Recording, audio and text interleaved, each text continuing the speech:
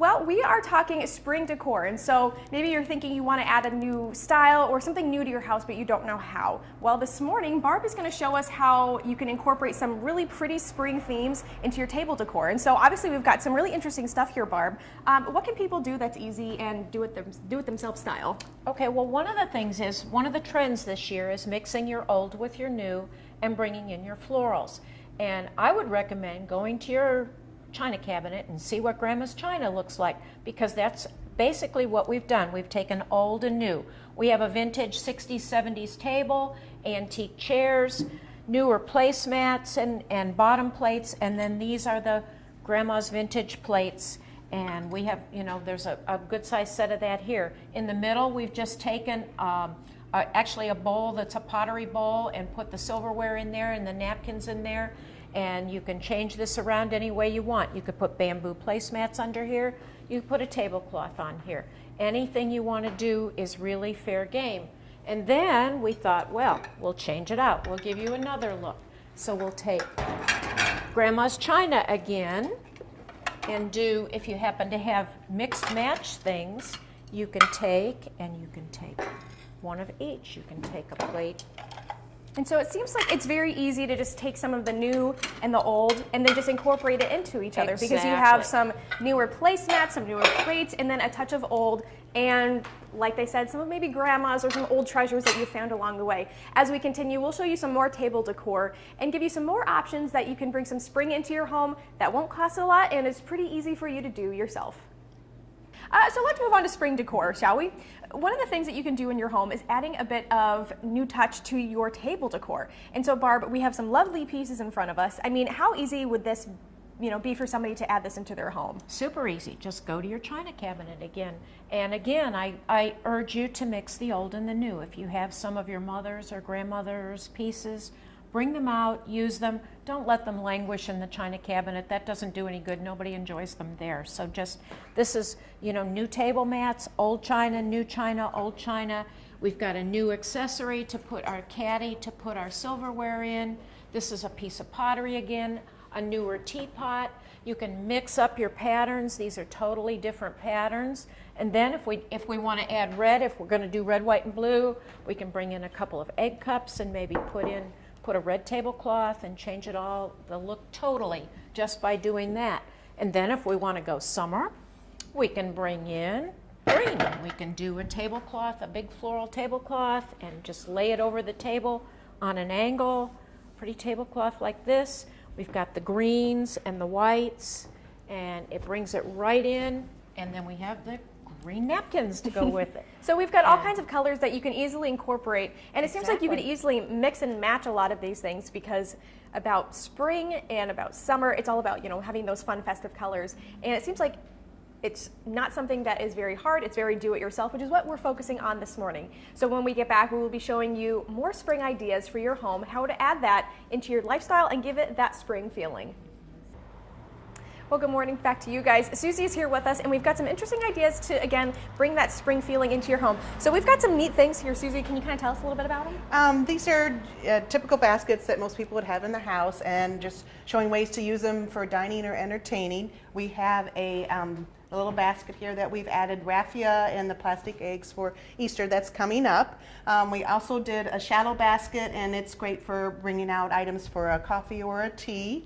And then we also have a basket here to help take out things to outdoor barbecue. You could put your condiments in here. Just a nice little way to take everything out in one trip and then put it on the table and use it later. And what seems neat about these ideas is most people have baskets or little containers like these at home, but sometimes, for example, like I sometimes say, oh, I don't know what to do with it, but it seems like you can just add things in them and it looks really natural. Right, and then something like the wire baskets is just great for high moisture rooms in your house, or taking it outside and using it. Oh, I forgot it, and it rained last night, then no worries.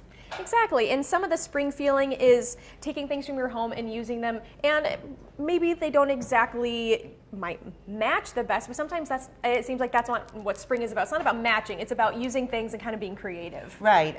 Using them for purposes not intended is one thing that we're all about here at District Designs, but also items like these, I mean, if you want to change it out to match a color of a table or a room, a quick spray paint and you've got a whole new basket.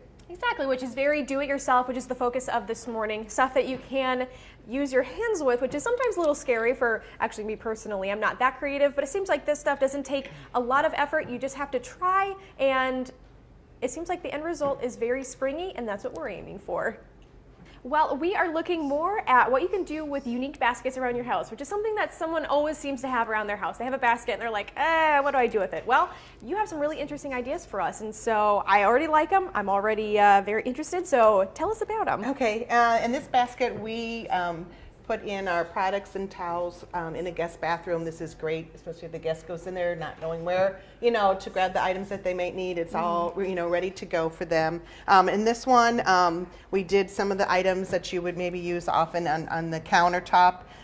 Just a great way to control counter clutter. I call it my cubed control counter clutter. But this is, like I said, using the basket is just, it's inexpensive. It's just so quick to have those and just to throw stuff up, off the counter. If guests are coming, it's just a good way to, organize it. Wanted also to let you know, baskets come in so many different shapes and sizes now. Here's one done up for in the shape of a bunny and done with the Easter colors. And then there's baskets like these that are available. Obviously can sit, but also can hang and organize stuff on the wall then as well. And from last time, from what I remember, an interesting thing that you could do with this is maybe put some potted plants in here. That might be something that you hang from a wall. I'm trying to be creative. Right. You could easily do, pots in here, or do the moss and the layering, and have the plant grow directly out of the basket, hung on a fence or by the front door. What a great way to add some interest to that door. Absolutely, and this is stuff that you don't necessarily have to go out and buy. You probably have it around your house. You just don't realize that it's there because you've overlooked it and said, I don't know what to do with it, maybe I'm not creative. Well, you don't have to be super creative to do this stuff. It's very easy, and it's, again, the theme of today. You can do it yourself. Morning, Chad. What we're doing is some really interesting ideas of what you can take with normal items in your home and kind of give them a little sprucing up. And so, Chris, what kind of projects do we have going on this morning? I know you said that they're not too complicated, so I think I might be able to actually handle this one. Well, and I'll tell you, it looks kind of complicated because there's a lot of supplies here, but it is really very simple. It goes back to kind of the day when we were in art class, maybe when we were in elementary school, and we all play with paper mache at some point. Oh, little pumpkins or something. I like the idea of that. It's the same concept. It's just for the home. We want something that's going to last a little bit longer, so there's no flour and water here. So what we've got is, for instance, what we're going to work on today is we have this great little tray, which is pretty nice, but his bottom's kind of damaged, so we want to be able to use it. Maybe it's like a piece you might have at home, and you want to be able to keep it going. So there are a couple of different things that we can look for. Prints are so hot in homes right now, and we have a hard time sometimes finding ones that go with what we have. So if you find a great print, maybe it's an old music book, maybe my favorite to work with are old encyclopedias, because you can find some very interesting photos to put together in a really neat typeset, or scrap wallpaper samples, books, or maybe scrap wallpaper from another project. So you'll want to pick out what you want to use. And then our favorite tool to use for this type of project is a project called Mod Podge. It's like a Elmer's glue but it seals too, so it's great. A paintbrush is an old scrap one, and then some scissors, and these little cuticle scissors work great if you're going to cut out some details, and little scissors to cut neat little edges too. So we like that. Yeah, and that is very nice. So I think then we're going to kind of start it, and then when you guys come back, we'll talk about the finishing steps, because it's not that easy.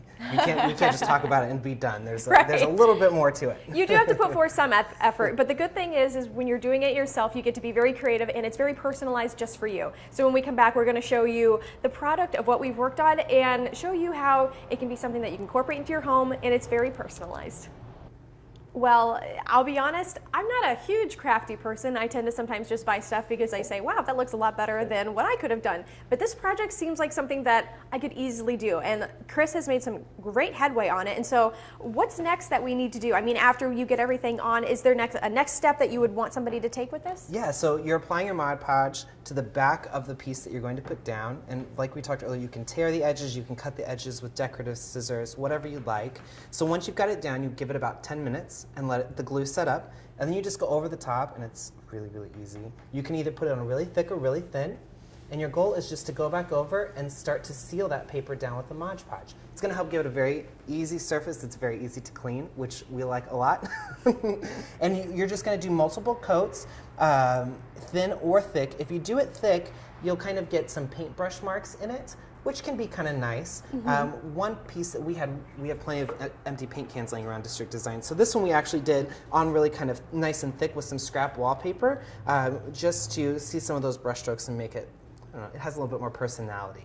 But something that can be kind of fun, we see these decorative boxes out when we're shopping at different stores, and sometimes there's one that's perfect for your house, and sometimes there's not. So this is an easy way to take the standard kind of plain boxes that you may already have, or old shoe boxes to organize in the laundry room, and just give them a little bit of decorative touch. A bottle of Mod Podge, if you use a coupon, like I'm a big coupon person, like $6 at one of the local craft stores, and you can even do furniture.